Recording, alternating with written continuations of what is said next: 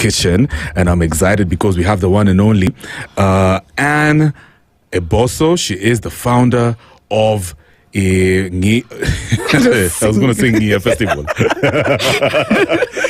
Hey, yo. So, Rusinga Festival. So, it's all about reclaiming identity. Rusinga Festival as a vehicle for cultural revival. You know, Nia by there is in Ugunja. Yes, you know that, yeah? Yes. Awesome. So, let's keep it moving. By the way, remember, guys, you can stream live on www.spicefm.co.ke if you've got a question. Just some whatever reaction. You can call us on 0719012600. Now, Anne, we've talked about the challenges that you've gone through. We've also talked about if there's times when you've thought of maybe, just giving up the whole festival due to sustainability questions and relevance. Now, what are some of your plans for the festival, say in the next 5-10 years? In the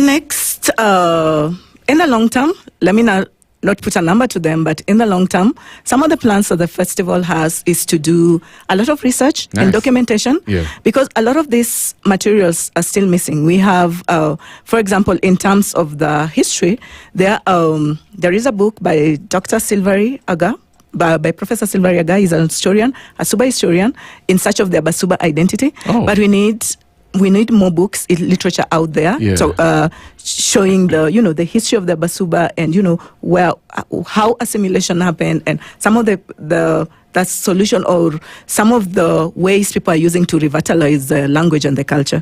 So of course documentation, archiving, that would be one of the key things you're looking at. One of the other key things would hope to achieve in the future is having learning centers where people can learn the language, and not just the Suba. It's just people from all over the world. The way, if you want to learn foreign languages, for example, in this country, they have their own different centers where you can go and learn these foreign languages. So we are envisioning having, centers where people can learn the language, whether it's physically or virtually, so people can learn about it anytime. Looking at strengthening community participation and making them aware of some of the global interventions that are already in place. So, for example, in 2003, UNESCO onboarded a safeguarding convention, safeguarding of intangible cultural heritage, which is ideally looking at safeguarding the living heritage of people. But a lot of people are not aware about this convention. A lot of people don't know how some of the elements within this convention that they can put in a lot of focus on. And Kenya is already a state party to UNESCO and to that particular convention. So this should be knowledge that should be transmitted. Everybody should be aware of this. So we are looking at having this more, capacity building, having this kind of conversations at the community setup so people can understand and how they can plug in and what they can do and how do they do the documentation, even at just an individual level, and how people can do the documentation for it, understand this convention and to go along that. So we are looking at having a lot of also more of, again, back to community. I know I love the community so much. Community empowerment in this kind of space. Makes a lot of sense. And Africa is a majority youth, especially even in Kenya, for example. So now, how can young Kenyans engage and take ownership of initiatives like this? You know what I mean? Especially with regards to their cultural heritage. What are some of the things that they can do? Actually, now that you mentioned majority are the youth, actually the median age in Kenya is 22 years. So you can imagine that is majority are within that space, the Gen Z. One of the things they can do and what we do at the festival is we allow for opportunities for co-creation. So we have some elements of our cultural showcases being co-created by the youth in a language they understand best, in terms of and this brings into play the modernization aspect of it, how they interpret it and all that. So we have this kind of different conversation between also the old and the young, the old sharing in their knowledge, but the young also giving in their version of the story. So we're having an intergenerational kind of conversation. So that is also some of the things that the youth can use to in festivals like this, co-creation, being being part of the production of the festival. And we actually have the youth represented in the Rusinga Festival committee at the community level. So they are able to, giving their voices on different things around that. I like that. Every time I have conversations with people, for example, even last week, I had a conversation with somebody who is an advocate of Made in Kenya, and she was talking about how, Kev, some of the problems that we have, for example, as people who market the country, is that we sort of struggle to describe the Kenyan identity and the narrative. It doesn't come out very clearly. So what we're left with is the shuka and the big five. Those animals. So I'm just like, wow.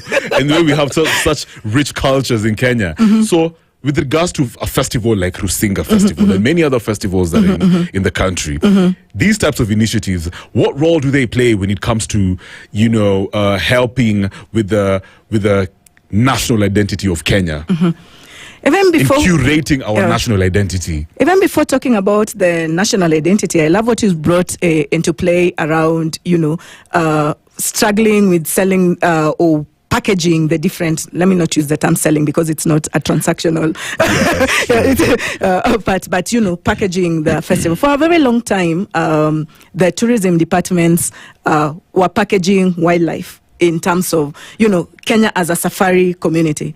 And then that was the tourism aspect that was, mostly known for. And then when it comes to the community aspect, only you've said about the shukas, it was, I think the Maasais have been very authentic and very true to their culture in a very long time. So it was much easier to package that. But there is cultural tourism, and cultural tourism is about the people. It's about the community. And this is a lot of, and we don't need a Kenyan identity, in my opinion. We don't need a Kenyan identity per se, because Kenya was already home to people from different communities. We need to embrace our diverse cultures, and then that is already, we don't have a one Kenyan identity. We can have one. We can narrow it down to one. You can narrow it down to one. You have to come and experience the different Kenyan cultures, Kenyan communities, so that you don't box yourself with figuring out how do I market this as a Kenyan identity. So the people, the Kenyan identity is the people. So true. that is that now makes it. If you could narrow down one single entity, one thing, about the people, you're probably going to say the people, but anyway, one thing about the guys in the island in Rusinga, what's that one unique trait about the Rusinga folks, the culture over there, the festival? What's that one thing that you can say, okay, fine, this is what's unique to Rusinga Island, I guess? You had preempted my answer, and that is what I'll stick to. The people. It's the people.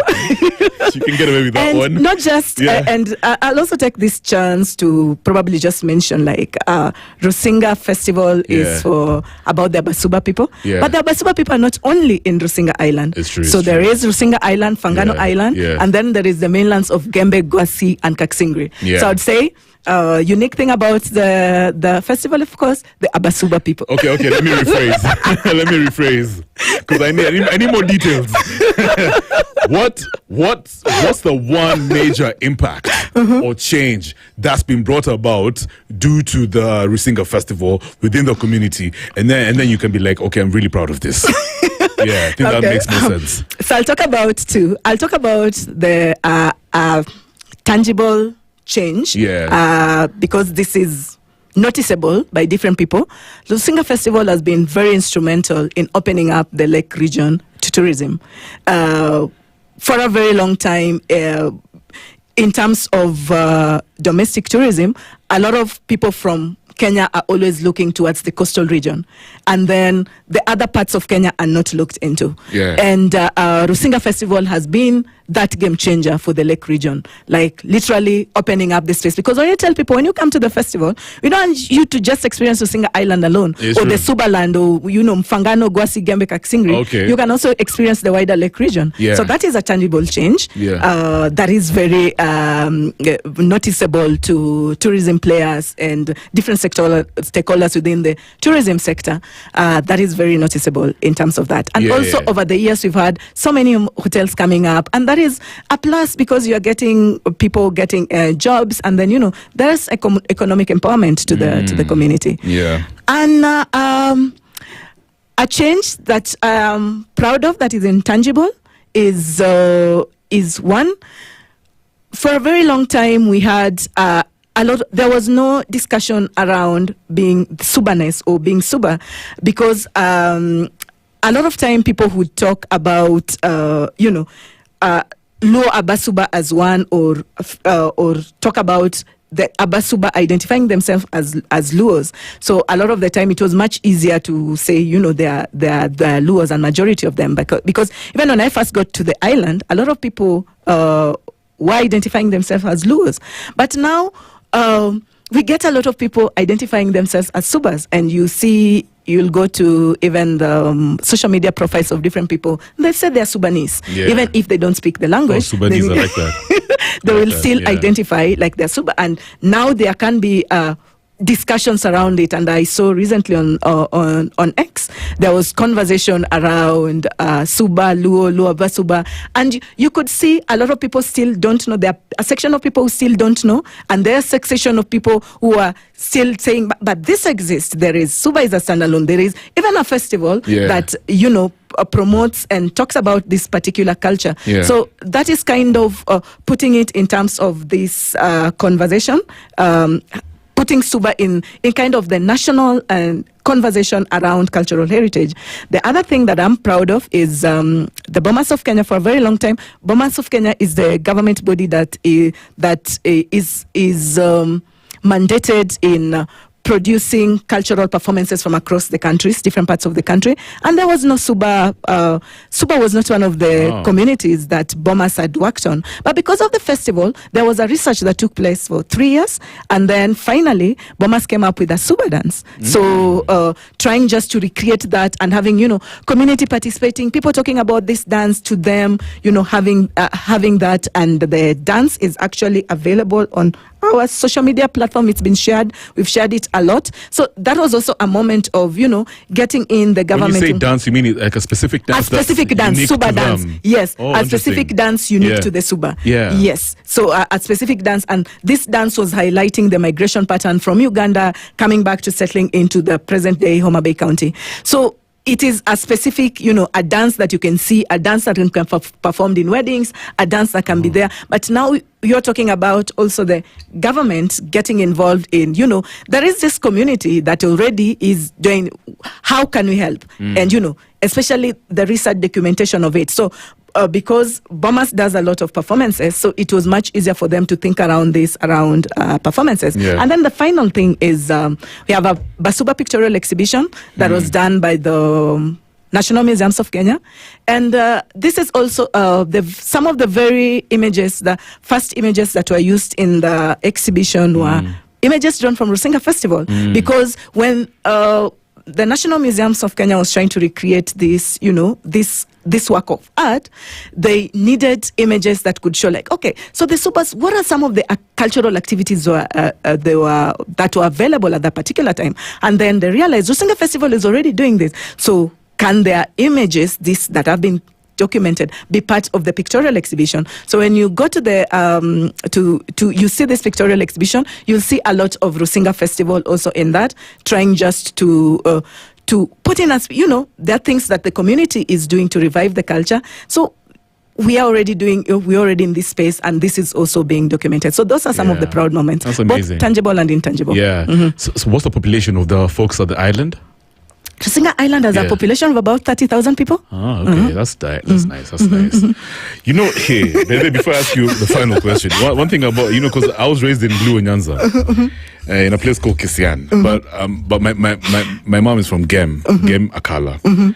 One thing about Luos, and this whole assimilation thing, Luos really do conquer tribes. Like, it just like since way back, you know what I mean? Ever since they migrated from the Nile, there's stories about how Luos assimilated to Jewish tribe, and then I'm just like, wow.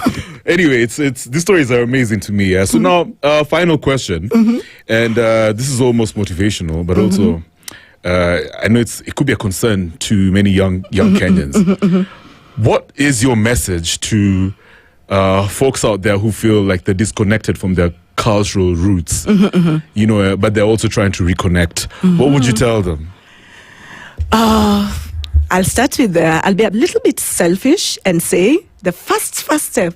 Please attend cultural festivals. It's true. Are there a bunch in the country around? Yes, there are lots of cultural. There are a lot of cultural festivals in different parts of the country. You do attend others? Yes, I do attend other events. Yes, because I said at the beginning, like, I am a lover of culture, so I do attend different cultural festivals across the country. So the first thing you need to do is attend your cultural festivals. Different. It doesn't even have to be one from your community, but attending others will give you, you know, the vibe to just be connected, to try and reconnect with you within your cultural space. Try, and if you're someone who doesn't know your local languages, and the other thing you can do is learn a language, learn your language. Or it doesn't even have to be yours. You can learn a cultural language, even if it is a word, or, you know, the usual, the greetings and how to say bye, the plea, you know, those kind of things. You learn a language. Then, of course, read a lot of cultural books. Attend a lot of storytelling events, because a lot of these storytellers are always just telling stories about, you know, where we were, what the society is kind of. So it gives you a moment of reconnection. And of course, I know that somebody's listening to you and they're saying, okay, fine, and okay, that sounds really amazing. Where can we find these people?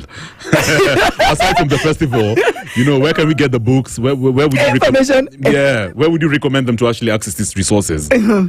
So resources you can access in bookshops, different bookshops around the country, within your locality. You can access. There are a lot of cultural players within the country that are doing very many amazing things. Like there is the African Digital Heritage, who are always hosting conversations around, you know, the heritage space and things like that. There are a lot of storytelling outfits, like Stories Zetu, for example, who are always telling stories around different historical personalities in the country.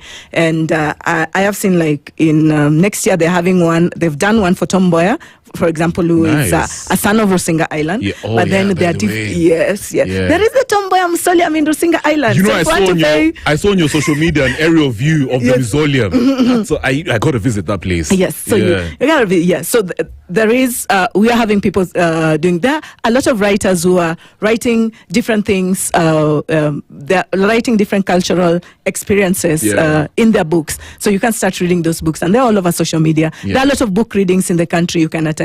There are a lot of storytelling sessions you can do. Go to YouTube. There is a lot of music you can listen to. There are a lot of... Let me tell you, by the way, you're very right, because I read just a couple of days ago, according to one of the online dailies, and they're talking about how this generation of Kenyans, millennials, Gen Zs, Gen Alpha, are really big on I think it's vernacular music.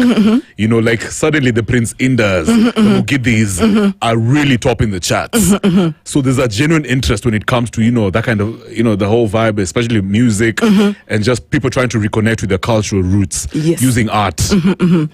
Yes, and if you're not sure of some of these performances, you can go to Kenya National Theatre. It's always hosting something every other day, and you can get engaged with different artists that are there. So there are a lot of people doing different things, and in different parts of the country. You go to Kisumu Museum, where Aegis, a cultural group called Aegis is domicile. They perform a lot of cultural performances from different parts of the country, and they're actually the ones who composed, and first performed the Suba anthem. Ah, nice. Yeah. So, I think you should give me the link so that I invite them over here as well. That would be amazing. But thank you so much, Anne. That is Anne Eboso, the founder of Rusinga Festival. Thank you so much for coming through. What's your contact information in case somebody wants to partner with you? You know, they're excited about sharing your story because you're really very, very resourceful. You've added so much value to, you know, the country's narrative. Thank you. How can they reach out?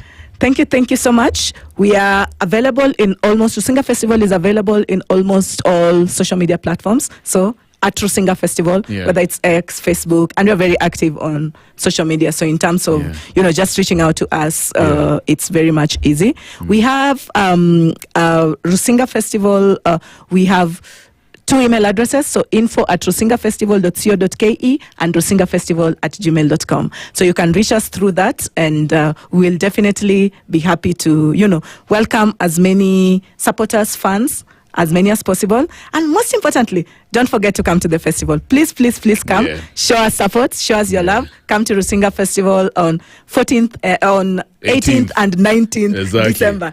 Thursday and Friday. Last Thursday and Friday before Christmas. Good stuff. Thank you so much for coming through once again. Thank you so much for having me. It's been real. Right now, Jamal, keep it real. Alafu Tukirudi, it's all about vibes. You get an awesome music. 25 minutes after 8. Tunikazi. 1995, take it to the streets, yo. Crack the bubbly. It don't stop, don't stop.